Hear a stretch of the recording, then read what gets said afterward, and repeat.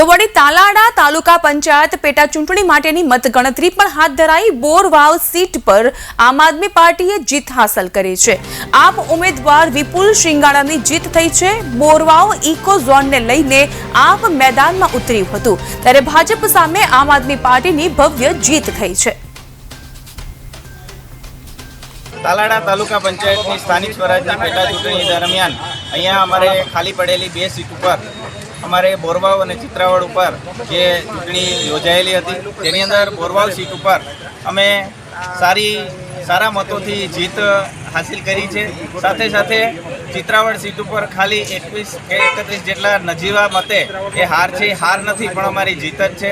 અને આ ઇકોઝોન અને ડેમોલેશનના મુદ્દા ઉપર અહીંયાના જે મતદારોએ છે અમને જે સપોર્ટ આપ્યો છે અને સારી રીતના બંને સીટો અમે લડ્યા છે।